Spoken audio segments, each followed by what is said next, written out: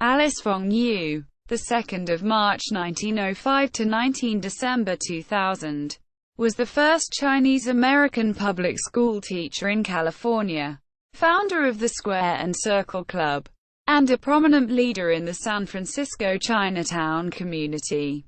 Biography. Early life. She was born in the small gold mining town of Washington in Nevada County, California, on March 2, 1905, to Lonnie Tom and Feng Chao.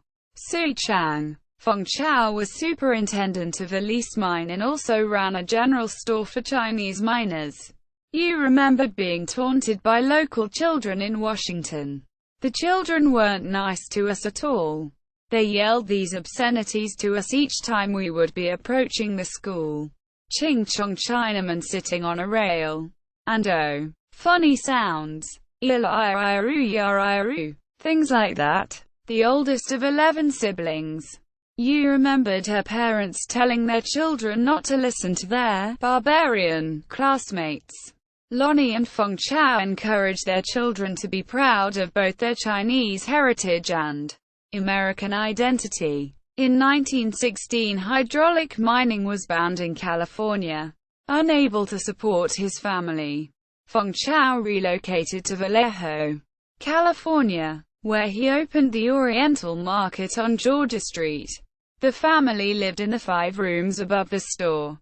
Marriage and family. On December 22, 1940, she married John Yong Chang Yu, a writer and journalist who wrote editorials for the Young China newspaper.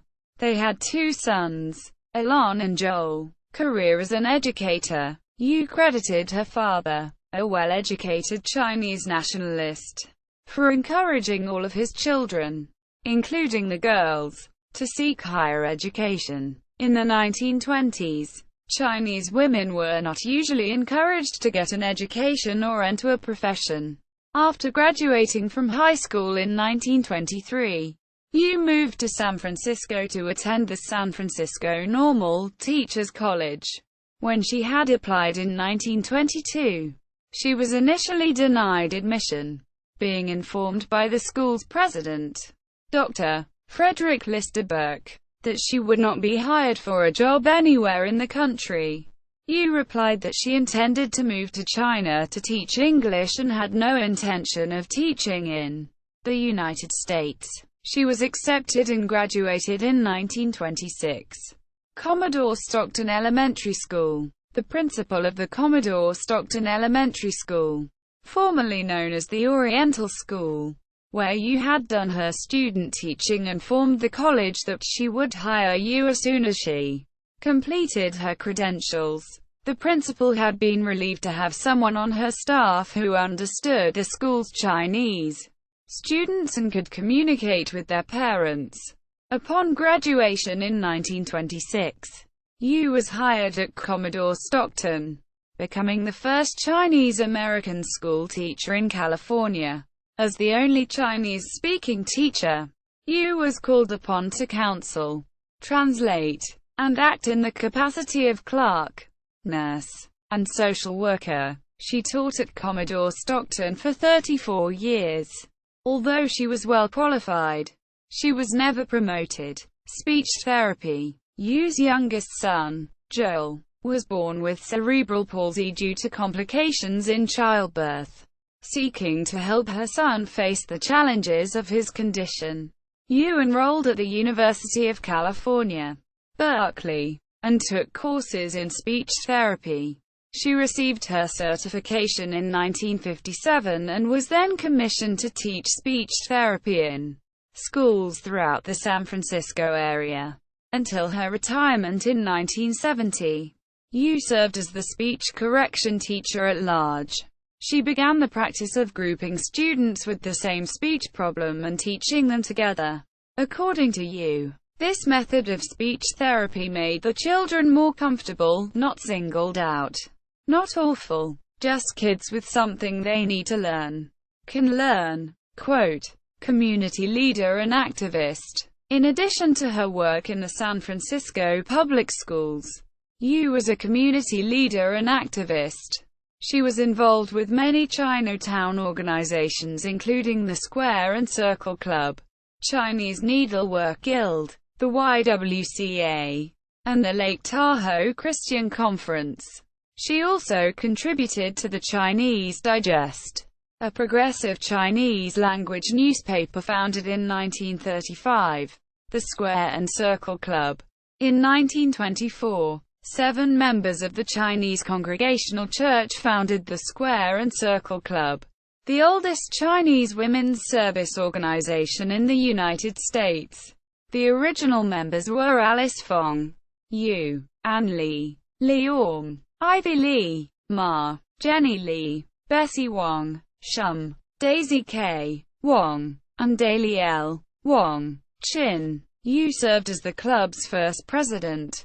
The club name was borrowed from an old Chinese saying suggested by Professor Feng Yu, Yu's Chinese language tutor. According to Article 2 of its founding charter, the purpose of the Square and Circle Club was to develop a spirit of cooperation and service by promoting and fostering philanthropic and community projects and to encourage the fulfillment of the club ideal. In deeds be square, in knowledge be all around.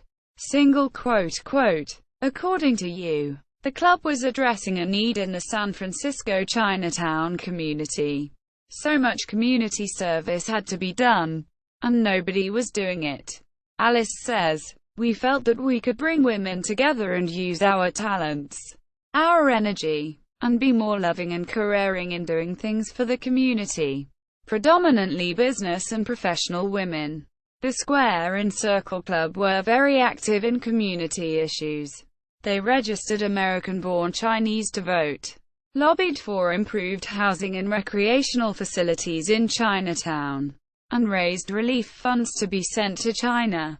In 1926, a columnist for the Los Angeles Record praised the activities of the Square and Circle Club, stating, "Whenever there is a flood in China, or an orphan to look after, or the poor to remember, the Square and Circle Club of 24 Chinese girls can always be counted on to carry out its motto of service." There are other clubs and organizations in Chinatown, lots of them, but this handful of girls has led them all in sterling service to the community and to their country. Most young girls band together for social purposes chiefly, but not so the Square and Circle members. They have 2 projects each year in their program of ministering to the needs of the less fortunate countrymen. When the Sino-Japanese War broke out in 1937, the Chinese American community organized support for the Chinese through the United China War Relief Association. During the 8-year duration of the war, Chinese Americans raised over $56 million in war relief funds, having already been leaders in raising funds for famine and flood relief for China. The Square and Circle Club became a leader of the war effort in San Francisco. Members sold bilingual greeting cards, raised money for cotton uniforms, surgical supplies, airplanes, volunteered for the Red Cross, sponsored plays and raffle drawings, participated in parades and protests, and petitioned the United States Congress to declare an embargo against Japan. The Square and Circle Club became particularly well known for hosting fashion shows to benefit war relief and for leading the boycott against silk stockings. The fashion shows featured Chinese American women modeling traditional Chinese clothing from the Tang Dynasty through modern times. According to Yu, the fashion shows were very popular in those days. Ticket lines stretched around the block, and after each show, we had to let the audience out the back door. As soon as we let one group out, new people were pushing in already, just one show after another. Quote, the Square and Circle Club also led the boycott against silk stockings in San Francisco's Chinatown. Since 90% of the silk in women's hosiery was exported from Japan, participating in the boycott on silk stockings was a direct way women could express their opposition to Japanese aggression in China, leading the boycott in Chinatown. Square and Circle Club President Yu chided women who did not support the non-silk movement, stating, "There is an appalling lack of conscience among many Chinatown girls who continue to buy the latest shades in silk stockings to help extend Japan's ability to get more munitions with which to shoot down our helpless brethren across the seas." Silk is the lifeline which connects Japan with credit and resources abroad, and Chinese women in America can exert considerable strength towards severing this strong and important link. Yu was very proud of the Square and Circle Club's contributions to the war effort. When young people are given a chance, what they can do, while its influence has waned. The Square and Circle Club continues to function as a women's service organization in San Francisco. Current members honor their predecessors who took pride in their bicultural heritage and served the Chinese American community during a time when very few social or political channels were open to American-born Chinese women. The Chinese Needlework Guild. While she was teaching at Commodore Stockton Elementary School, Yu helped to establish a Chinese chapter of the Needlework Guild, which provided clothing and shoes to needy children in Chinatown. Many of her students' mothers did not speak English well enough to join the Parent-Teacher Association, so she helped them to organize their own group.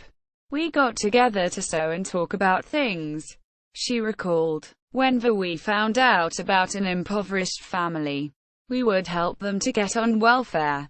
Quote, Young Women's Christian Association. According to Yu, there was no conflict between Chinese Confucianism and Western Christianity. She argued that the old teachings contained all the virtues of the new, and that only those who were unfamiliar with the heritage of China's wisdom failed to see that. As the YWCA's first house mother, Yu ran a Friday breakfast club and started a Bible class for Sunday school teachers. She also participated and facilitated activities to help second-generation women acclimate to life in the United States, including language classes, social dinners, sports, and group discussions on topics such as race prejudice, Chinese culture, current events, marriage, and parenting. Lake Tahoe Chinese Young People's Christian Conference. In 1933, Alice Fong Yu, Ira Lee, and Edouard Lee organized the first Lake Tahoe Chinese Young People's Christian Conference. Second-generation Chinese from all over California came to the conference to discuss social issues and politics affecting the Chinese American community. It also served as a place for Chinese American youth of different church denominations to gather outside of their respective Chinatowns. The success of this first conference led to an annual conference that met through the 1960s. The Chinese Young People's Forum, an interdenominational offshoot of the conference led by Yu, met at the Don Linda Cameron House to discuss issues affecting the San Francisco Chinatown community. Yu's legacy. In 1996, San Francisco's Chinese Immersion School was named Alice Fong Yu Alternative School in Yu's honor. At the San Francisco Jazz Festival in October 2007, composer and jazz pianist John Jang performed the world premiere of Unbound Chinatown, a musical tribute to Alice Fong Yu. Jang called the piece a musical portrait of Yu's experience as an activist in the late 1930s. External links. Alice Fong Yu Alternative School. America Media, Upfront. Harriet Tubman. Alice Fong Yu. After the Quake. References.